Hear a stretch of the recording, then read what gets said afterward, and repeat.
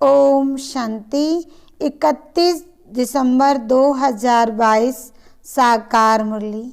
मीठे बच्चे, तुम्हें शिव जयंती का त्योहार बड़ी धूमधाम से मनाना है। ये तुम्हारे लिए बहुत बड़ा खुशी का दिन है। सबको बाप का परिचय देना है। प्रश्न, कौन से बच्चे अपना बहुत बड़ा नुकसान करते हैं?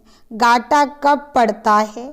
उत्तर, जो बच्चे चलते चलते पढ़ाई छोड़ देते हैं वे अपना बहुत बड़ा नुकसान करते हैं। बाबा रोज इतने हीरे रतन देते हैं, गोही पॉइंट सुनाते हैं। अगर कोई रेगुलर नहीं सुनते हैं तो घाटा पड़ जाता है, नापास हो जाते हैं, स्वर्ग की ऊंची बादशाही गमा देते हैं, पद भ्रष्ट हो जाता है।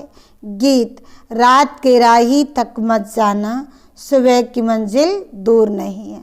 ओम शांति। ये रात और दिन मनुष्यों के लिए हैं, शिव बाबा के लिए रात और दिन नहीं है। ये तुम बच्चों के लिए हैं, मनुष्य के लिए हैं। ब्रह्मा की रात, ब्रह्मा का दिन गाया जाता है। शिव का दिन, शिव की रात ऐसे कभी नहीं कहा जाता है। सिर्फ एक ब्रह्मा भी नहीं कहा जाएगा। एक की रात नहीं होती है, गाया जाता है ब्राह्मणों की रात। तुम जानते हो अभी है भक्ति मार्ग का अंत, साथ साथ घोर अंधियारे का भी अंत है।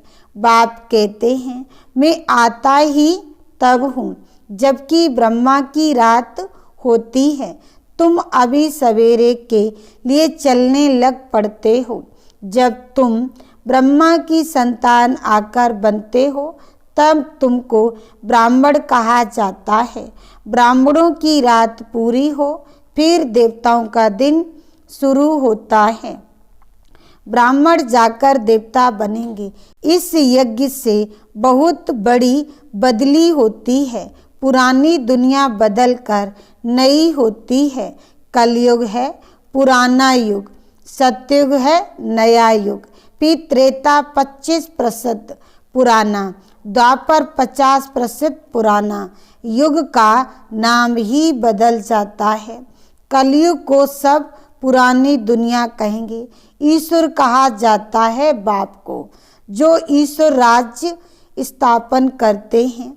बाप कहते हैं मैं कल्प कल्प संगम युग में आता हूँ। टाइम तो लगता है ना, यूं तो है 1 सेकंड की बात, परंतु विक्रम विनाश होने में समय लगता है, क्योंकि आधा कल्प के पाप सर पर हैं। बाप स्वर्ग रचता है तो तुम बच्चे भी स्वर्ग के मालिक तो बनेंगे, परंतु सिर पर जो पापों का बोझा है उनको उतारने में टाइम लगता है, योग लगाना पड़ता है। अपने को आत्मा जरूर समझना है। आगे जब बाबा कहते थे तो जिस्मानी बाप याद आता था। अभी बाबा कहने से बुद्धि ऊपर चली जाती है। दुनिया में और किसकी बुद्धि में यह नहीं होगा कि हम आत्मा रूहानी बाप की संतान हैं।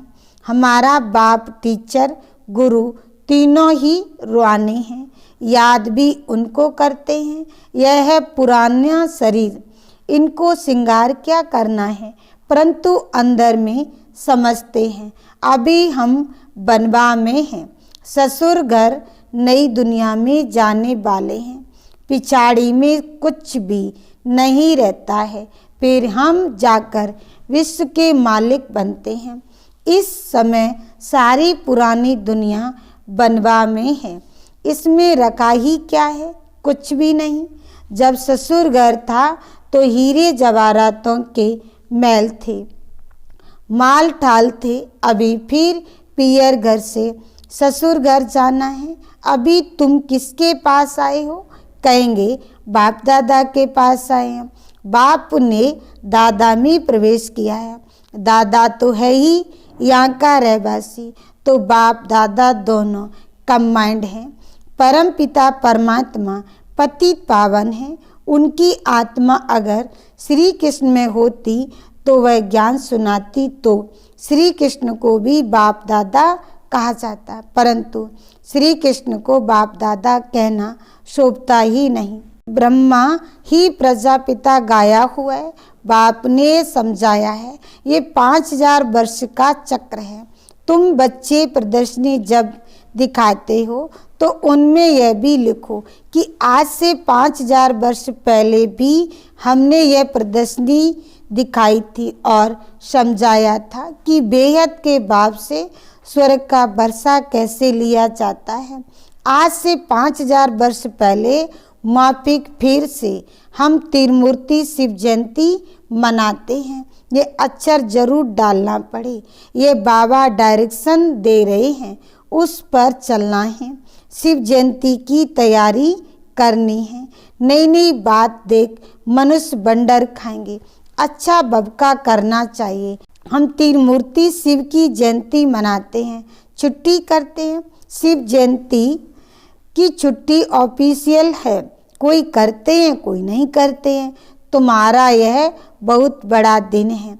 जैसे क्रिश्चियन लोगों को क्रिसमस मनाते हैं, बहुत खुशी मनाते हैं, अब तुमको यह खुशी मनानी चाहिए। सबको बताना है कि हम बेहद के बाप से वर्षा ले रहे हैं। जो जानते हैं वह खुशी मनाएंगे।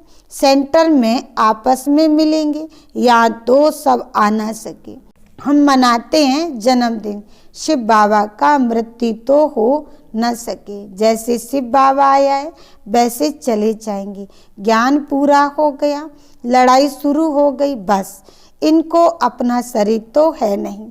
तुम बच्चों को अपने आप को आत्मा समझ पूरी दे अभिमानी बनना है। इसमें मेहनत लगती है। सत्य में तो आत्म अभिमानी है, वहाँ अकाले मृत्यु नहीं होगा। यहाँ बैठे बैठे काल खा जाता है, हार्ट फेल हो जाता है, कहेंगे ईश्वर की भाभी, परंतु ईश्वर की भाभी नहीं है। तुम कहेंगे ड्रामा की भाभी, ड्रामा में इनका पार्ट ऐसा था।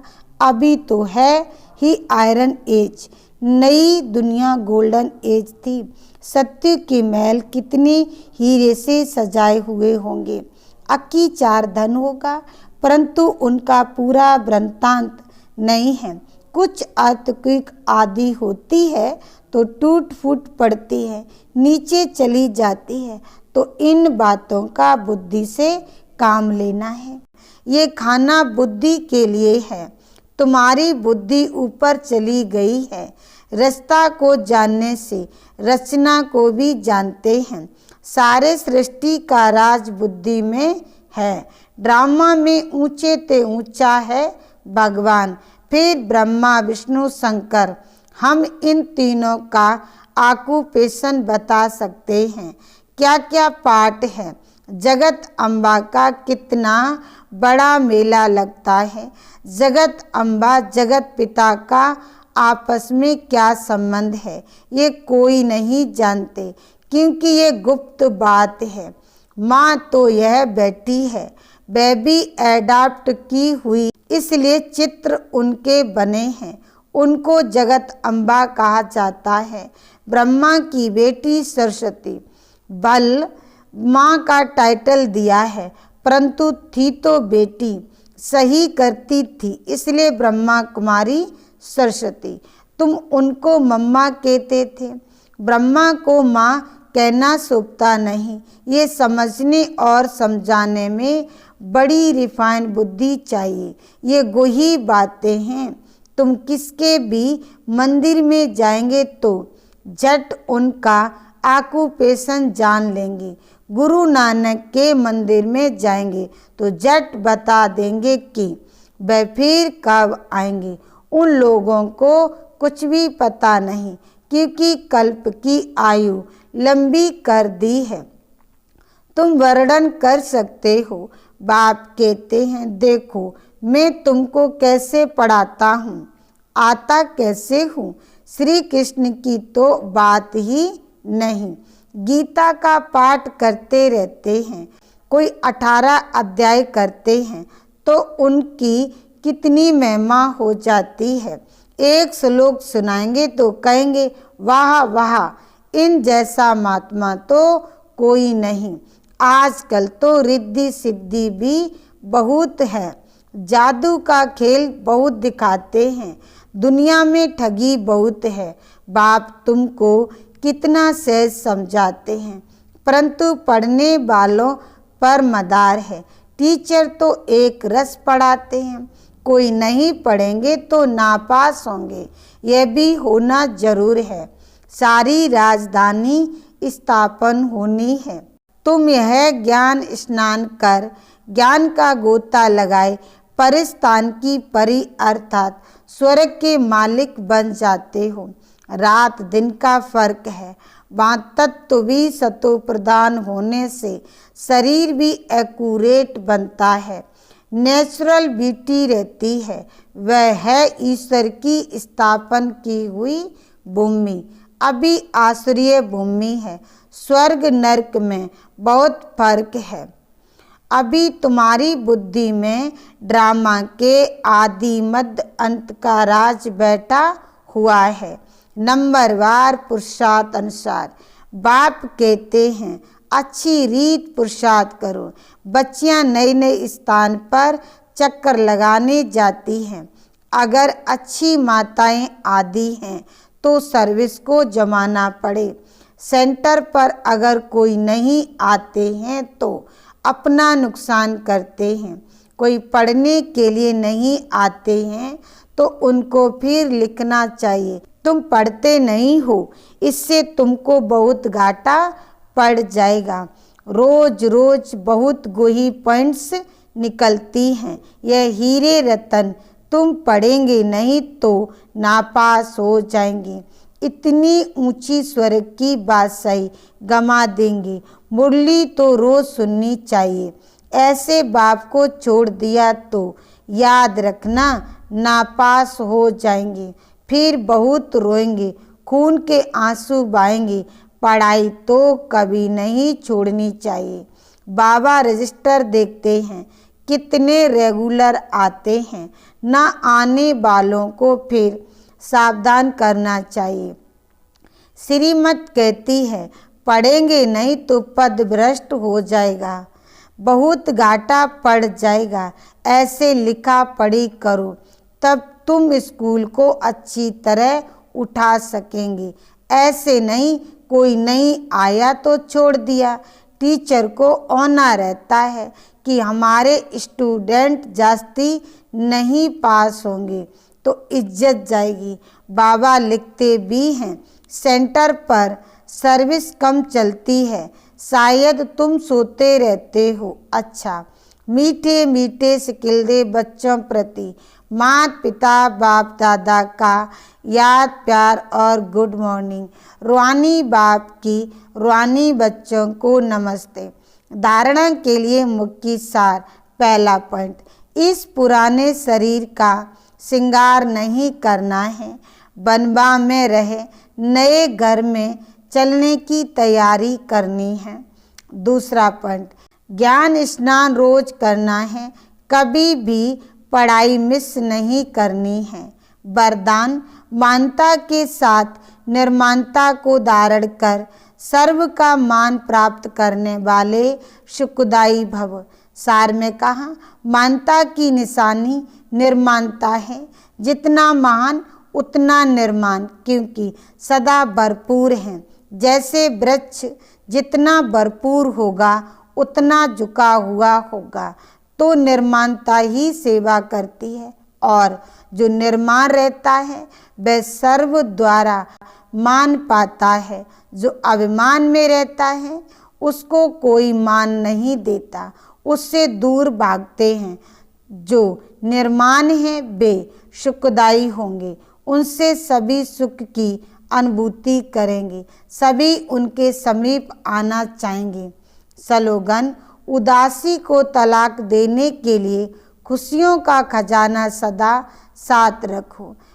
मातेश्वरी जी के मधुर महावाक्य। गीत, नैनहीन को राह दिखाओ प्रभु, अब ये जो मनुष्य गीत गाते हैं, नैनहीन को राह बताओ, तो गोया राह दिखाने वाला एक ही परमात्मा ठहरा। तभी तो परमात्मा को बुलाते हैं और जिस समय कहते हैं प्रभु राह बताओ, तो जरूर मनुष्यों को राह दिखाने के लिए खुद परमात्मा को निराकार रूप से साकार रूप में अवश्य आना पड़ेगा। तभी तो स्थूल में राह बताएगा, आने बिगैर राह तो बता नहीं सकेंगे। अब मनुष्य जो मूझे हुए हैं, उन मूझे हुए को राह चाहिए, इसलिए परमात्मा को कहते हैं नैनहीन को राह बताओ प्रभु। इसको ही फिर खिवैया कहा जाता है, जो उस पार अथवा इन 5 तत्वों की जो बनी हुई सृष्टि है, इससे पार कर उस पार अर्थात 5 तत्वों से पार जो छठा तत्व अखंड ज्योति महातत्व है, उसमें ले चलेगा। तो परमात्मा भी जब उस पार से इस पार आवे तभी तो ले चलेगा। तो परमात्मा को भी अपने धाम से आना पड़ता है, तभी तो परमात्मा को खिवैया कहते हैं। वही हम बोट को, आत्मा रूपी नाव को पार ले चलता है। अब जो परमात्मा के साथ योग रखता है, उनको साथ ले जाएगा। बाकी जो बच जाएंगे वे धर्मराज की सजा खाकर बाद में मुक्त होते हैं। दूसरा पॉइंट, कांटों की दुनिया से ले चलो फूलों की छाव में। अब यह बुलावा सिर्फ परमात्मा के लिए कह रहे हैं। जब मनुष्य अति दुखी होते हैं तो परमात्मा को याद करते हैं। परमात्मा इस कांटों की दुनिया से चल फूलों की छाव में, इससे सिद्ध है कि जरूर वो भी कोई दुनिया है। अब यह तो सभी मनुष्य जानते हैं कि अब का जो संसार है वो कांटों से भरा हुआ है, जिस कारण मनुष्य दुख और अशांति को प्राप्त कर रहे हैं और याद फिर फूलों की दुनिया को करते हैं। तो जरूर वो भी कोई दुनिया होगी, जिस दुनिया के संस्कार आत्मा में भरे हुए हैं। अब ये तो हम जानते हैं कि दुख अशांति ये सब कर्म बंधन का हिसाब किताब है। राजा से लेकर रंक तक हर एक मनुष्य मात्र इस हिसाब से पूरे जकड़े हुए हैं। इसलिए परमात्मा तो खुद कहता है अब का संसार कलयुग है, तो वो सारा कर्म बंधन का बना हुआ है और आगे का संसार सतयुग है, जिसको फूलों की दुनिया कहते हैं। अब वो है कर्म बंधन से रहित जीवन मुक्त देवी देवताओं का राज, जो अब नहीं है। अब यह जो हम जीवन मुक्ति कहते हैं, तो इसका मतलब यह नहीं कि हम कोई देह से मुक्त थे। उन्हों को कोई देह का बान नहीं था, मगर वो देह में होते हुए भी दुख को प्राप्त नहीं करते थे। गोया वहाँ कोई भी कर्म बंधन का मामला नहीं है। वो जीवन लेते, जीवन छोड़ते, आदि मध्य अंत सुख को प्राप्त करते थे। तो जीवन मुक्ति का मतलब है जीवन होते कर्मातीत। अब ये सारी दुनिया 5 विकारों में पूरी जकड़ी हुई है, मानो 5 विकारों का पूरा पूरा वास है। परंतु मनुष्य में इतनी ताकत नहीं है जो इन 5 भूतों को जीत सके। तभी परमात्मा खुद आकर हमें 5 भूतों से छुड़ाते हैं और भविष्य प्रारब्ध देवी देवता पद प्राप्त कराते हैं। अच्छा, ओम शांति।